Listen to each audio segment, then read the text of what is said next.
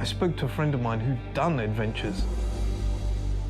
What he said to me was, Everest has been climbed by 4,000 people. Whatever record you hold, somebody will always break your record, except if you're the first. So if you go and be the first Arab to walk to the North Pole, you'll always be the first Arab to walk to the North Pole. And after that, I said, okay, North Pole is in. My name is Nabil Al Busaidi. I live in Oman, and I am a mad Liverpool fan. My parents were born in Zanzibar, they're Omani. I was born in England, and I've lived in 7 countries, and I've visited 85. I identify myself as international. When I was about 5 years old, first time I'd ever flown in a plane, we flew from London to Liverpool, and my uncle picked us up at the airport. And on the drive to his place, he was listening to the radio, and he was listening to football. And he was screaming at the radio as if something exciting was happening. I thought that I had to be a part of whatever was exciting about. And from that, I ended up supporting Liverpool. Initially, I was in the British Army for a long time. You know, when you're young, you end up making strong bonds of friendship because you do such difficult things together.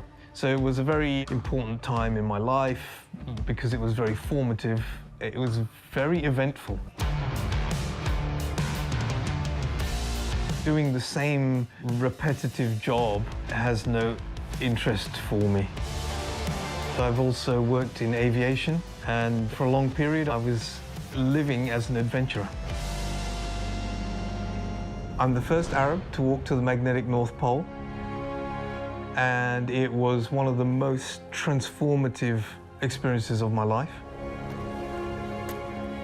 You cannot afford to have batteries that are dead. You can't afford to have shoelaces that break.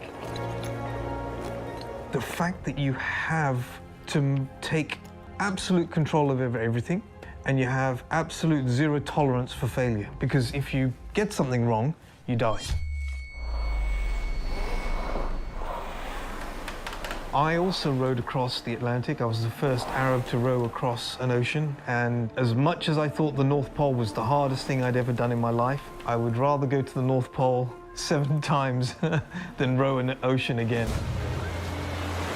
It was the most horrible experience of my life, but also, again, one of the biggest achievements of my life. When I was going on these expeditions, I was on my own. I was following Liverpool matches from the top of Kilimanjaro, from rowing across the Atlantic, from the North Pole, from Everest, and I was also carrying my Liverpool shirt with me. The day Liverpool are playing, I'll be wearing it underneath my expedition gear, just because that's my particular superstition. نبيل مرة راح على اسطنبول عشان يشوف الشامبيونز ليج فاينل وما عنده تذكرة. وصل لاسطنبول ويسأل كل حد في الشارع، حد عنده تذكرة، حد عنده تذكرة، إلين الله سبحانه وتعالى رزقه إنه حد عنده تذكرة ويبيع له إياه. ودخل هذا الملعب اللي هو يعتبر نهائي أسطورية. المباراة ضد AC ميلان كنا خسرانين 3-0، بعدين تعادلنا وفزنا بالبلنتيات، وستيفن جيرارد رفع الكاس، ونبيل كان حاضر وأصلاً كان رايح ما عنده تذكرة. هذا نبيل. Motto for Liverpool is never give up. By the end of the final, they had won the Champions League. So that never give up is part of this expedition. And even when I'm rowing, I'm thinking about some of the players like James Milner. For me, he's an inspiration to every old person because he's 35 years old and yet he's running more distance, more sprints than players 10 years younger than him. I think if he can do it, then I can do it. Whenever I go to the UK, I try and go up to Liverpool and watch a game. The pre-match ritual is different every time. This last time, we went and walked around the stadium looking for the murals, the paintings that they've drawn up on the walls of the old players. When you're at the stadium, you feel everything. Your body shakes. And from that time, I've been a big proponent of watching games with other people. So I set up the Bahrain Reds, the supporters club in Bahrain. And then when I moved to Oman, I set up Oman Reds. Then when I moved to Qatar, I set up Qatar Reds. I've now become so well known that Kenya contacted me to help set up their fan club.